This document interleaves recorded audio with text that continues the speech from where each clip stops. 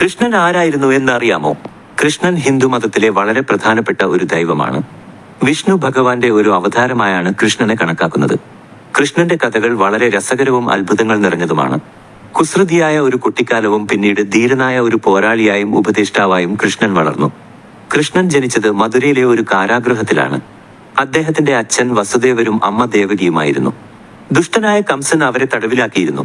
കംസൻ ദേവകിയുടെ 8ാമത്തെ പുത്ര മരിക്കുമെന്ന് ഒരു അശരീരി കേട്ടിരുന്നു. അതുകൊണ്ട് ദേവകിക്കും വസുദേവർക്കും ജനിക്കുന്ന എല്ലാ കുഞ്ഞുങ്ങളെയും കംസൻ കൊന്നുകളഞ്ഞു. കൃഷ്ണൻ ദേവകിയുടെ 8ാമത്തെ പുത്രനായി ജനിച്ചപ്പോൾ വസുദേവർ രഹസ്യമായി കുട്ടിയെ ഒരു കൊട്ടയിലിട്ട് യമുനാ നദി കടത്തി നന്ദഗോകുലത്തിൽ എത്തിച്ചു. അവിടെ നന്ദഗോപരും യശോദയും ചേർന്ന് കൃഷ്ണനെ സ്വന്തം മകനെ പോലെ വളർത്തി. നന്ദഗോകുലത്തിൽ കൃഷ്ണൻ ഒരു കുസൃതിയായ കുട്ടിയായി വളർന്നു. വെണ്ണ മോഷ്ടിച്ചും കൂട്ടുകാരുമായി കളിച്ചുമൊക്കെ കൃഷ്ണൻ എല്ലാവരെയും ചിരിപ്പിച്ചു. പൂതന എന്ന രാക്ഷസി കൃഷ്ണനെ കൊല്ലാൻ ശ്രമിച്ചതും കാളിയൻ എന്ന വിഷപ്പാമ്പിനെ കൃഷ്ണൻ മർദ്ദിച്ചതുമൊക്കെ കൃഷ്ണന്റെ ബാല്യകാലത്തിലെ പ്രധാന കഥകളാണ്. കൃഷ്ണന് കൂട്ടായി രാധ എന്നൊരു തോഴിയുണ്ടായിരുന്നു. രാധയും കൃഷ്ണനും തമ്മിലുള്ള സ്നേഹം വളരെ മനോഹരമായിരുന്നു. അവരുടെ പ്രണയം ഭക്തിയുടെയും നിസ്വാർത്ഥതയുടെയും പ്രതീകമായി കണക്കാക്കപ്പെടുന്നു. വലുതായപ്പോൾ കൃഷ്ണൻ മധുരയിലേക്ക് തിരികെ പോവുകയും കംസനെ വധിക്കുകയും ചെയ്തു. അങ്ങനെ തന്റെ മാതാപിതാക്കളെയും നാട്ടുകാരെയും കംസന്റെ ദുഷ്ടതയിൽ നിന്ന് കൃഷ്ണൻ രക്ഷിച്ചു.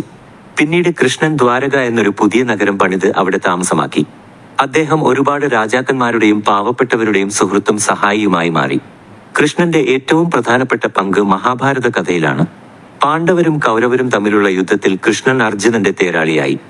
യുദ്ധക്കളത്തിൽ വെച്ച് കൃഷ്ണൻ അർജുനന് നൽകിയ ഉപദേശങ്ങളാണ് ഭഗവത്ഗീത എന്ന വിശുദ്ധ ഗ്രന്ഥം. ഭഗവത്ഗീതയിൽ കൃഷ്ണൻ ജീവിതത്തെക്കുറിച്ചും ധർമ്മത്തെക്കുറിച്ചും കർമ്മത്തെക്കുറിച്ചുമൊക്കെ ആഴത്തിലുള്ള കാര്യങ്ങൾ പറയുന്നുണ്ട്. എങ്ങനെ ശരിയായ രീതിയിൽ ജീവിക്കണം, എങ്ങനെ നമ്മുടെ കർത്തവ്യങ്ങൾ നിറവേറ്റണം എന്നൊക്കെ കൃഷ്ണൻ അർജുനന് പഠിപ്പിച്ചു കൊടുത്തു. മഹാഭാരത യുദ്ധത്തിൽ പാണ്ഡവർ വിജയിക്കാൻ കാരണം കൃഷ്ണന്റെ ബുദ്ധിയും ഉപദേശങ്ങളുമായിരുന്നു. എല്ലാ പ്രതിസന്ധി ഘട്ടങ്ങളിലും കൃഷ്ണൻ പാണ്ഡവരെ സഹായിച്ചു. കൃഷ്ണന് ഒരുപാട് അത്ഭുത ശക്തികളുണ്ടായിരുന്നു. ആവശ്യമുള്ളപ്പോൾ അദ്ദേഹം തന്റെ ദൈവിക രൂപം കാണിച്ചു കൊടുക്കുമായിരുന്നു. പക്ഷേ സാധാരണയായി ഒരു സാധാരണക്കാരനെ പോലെയാണ് കൃഷ്ണൻ പെരുമാറിയിരുന്നത്. കൃഷ്ണൻ സംഗീതത്തിലും നൃത്തത്തിലും വളരെ കഴിവുള്ളവനായിരുന്നു. ഓടക്കുഴൽ വായിക്കുന്നത് കൃഷ്ണന് വളരെ ഇഷ്ടമായിരുന്നു. ഓടക്കുഴലിലെ മധുരമായ ശബ്ദം എല്ലാവരെയും ആകർഷിച്ചു. കൃഷ്ണന്റെ ജീവിതം നമുക്ക് ഒരുപാട് നല്ല കാര്യങ്ങൾ പഠിപ്പിക്കുന്നു.